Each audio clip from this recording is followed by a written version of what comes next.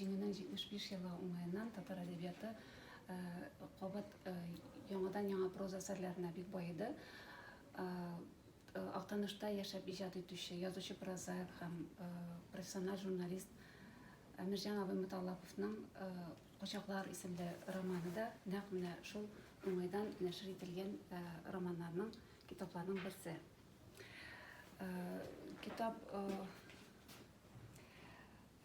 Китапны кулга алганда аның иң беренче әлбәттә күзебез тышлыкка төшәчәк һәм тышлыкта үзе бер эчтәлекне сөйли кебек. Аны безгә Радмир Ахияров ясап бирде һәм ул бик матур килеп чыкты. Үзенә җәлеп итә торган бик тышлык бик матур. Китапның эчтәлегенә килгәндә әйтеп узганымча, беренче чиратта сугыш газаплары, сугыштан соңгы авыр һәм михнәтле еллар тасвирлана.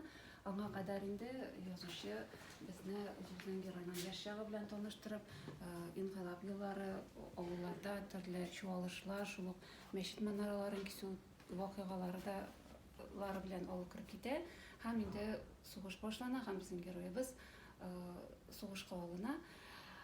Сугыш вакыйгалары шулай ук киң тасвирлана. Бер сугышның шул бер авыр вакыты дип әйтергә миндә үлем лагере дип аталган Суслангер лагерына килеп эләгә. Ләкин безнең иңсеңдергәне безнең героебыз аннан исән-имин чыга һәм сугышка китә. Ләкин сугышта батырлыклар кылырга әллә ни өлгерми, ул әсирлеккә эләгә. Һәм менә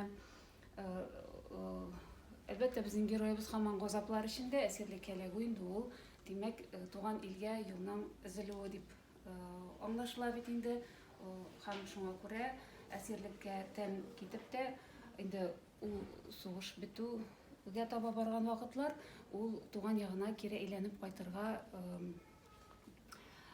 курка дип әйтергә бәлки кирәкмидер дә. Беренче чиратта ул үзенең туган ягында калган хатыны һәм баласы өчен курка. Чөнки әсирлектән кайту белән аны үзен кулга алачаклар һәм инде гаиләсенә көн күрсәтмәячәкләр. Һәм менә шулар турында уйлап ул Литвага килеп чыга, Литвага килеп чыга һәм аңа тормыш юлында, шул авыр вакытларында яхшы кешеләр очрый һәм инде аңа урын җир, ул шунда яшәп кала. Ләкин һәр вакытта да күңелендә туган якка кайту сагышы яши. Ләкин һаман да куркыныч бар. Әле безнең илдә сәясәт башка төрле, куркыныч һаман яшәп килә. Шуңа күрә ул ничектә үзебезнең Төркиягә чыгу ягын карый башлый. Чөнки Төркиядә инде үзебезнең халык, үзебезнең милләт, үзебезнең дин вәкилләре һәм шул рәвешле ул Төркиягә килеп чыга. Төркиядә яшәп кала, аның гаиләсе барлыкка килә.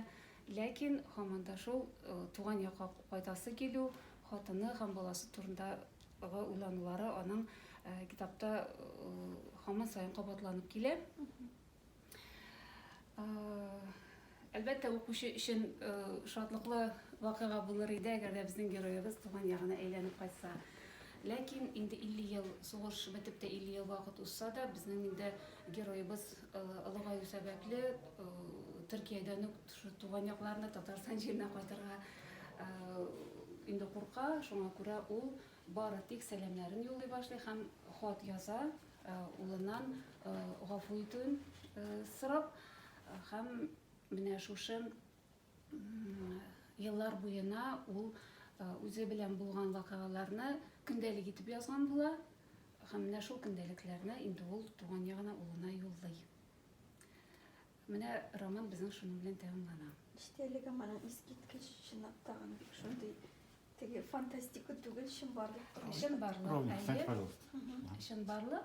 Һәм Әмирҗан абый инде китапның иң башына ук язып куя, сугышта хәбәрсез югалган әтием рухына багышлана дип, күпмедер күләмдә, димәк, без инде монда биографик башлангычларны күрәбез. Ахырда инде көндәлек тә бирелә, ул көндәлектә инде аның безнең геройның соңгы еллардагы яшәеше, анысы инде күпмедер күләмдә теге көндәлек булгач чынбарлык инде. Аңа кадәрге вакыйгалар башта шул әдәбият нормаларына туры китереп роман буларак